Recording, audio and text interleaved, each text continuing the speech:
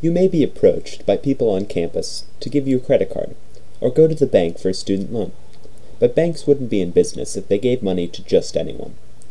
Ever wonder how banks and credit card companies judge how to give out money? As a student, I didn't have any idea. The answer is credit scoring.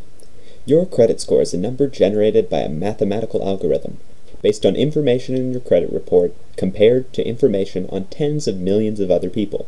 The resulting number is a highly accurate prediction of how likely you are to pay your bills. If it sounds unimportant, you couldn't be more wrong. Credit scores are used extensively, and if you want to get a mortgage, a car loan, a credit card, or auto insurance sometime in the future, the rate you receive will be directly related to your credit score. The higher the number, the better you look to lenders.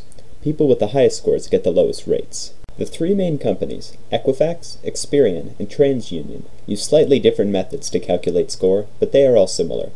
A standard scoring range runs from about 300 to 850, with a corresponding letter grade from AA to F. Here's an example. A score below 500 would receive an F, while a score of 720 to 850 would receive a AA. Much like in school, AA is the best grade you can get. No matter which scoring model lenders use, it pays to have a great credit score. Your credit score affects whether you can get credit or not, and how high your interest rate will be. A better score can lower your interest rate. Here's a graphic. The difference in interest rates offered to a person with a score of 520 and a person with a score of 720 is a whole 4.36%. On a $100,000 30-year mortgage, that difference would cost more than $110,000 extra in interest charges. The difference in the monthly payment alone would be about $307. After hearing this, you might ask, well, if my credit score is so important, how do I improve mine? Well, lenders look at 5 key areas when determining the score. The first item is how you pay your bills. Always pay them on time and in full for the highest points. The second is the amount of money you owe and the amount of available credit. Higher is technically better in this aspect, but only take a loan because you need it, not just to improve your score. The third item is the length of credit history.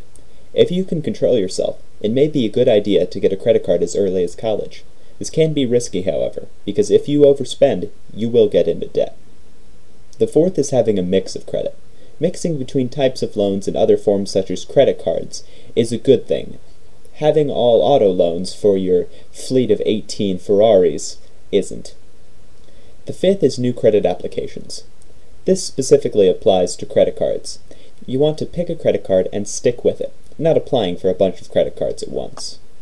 Now you have a basic understanding of credit score, and you can be wiser in your decisions.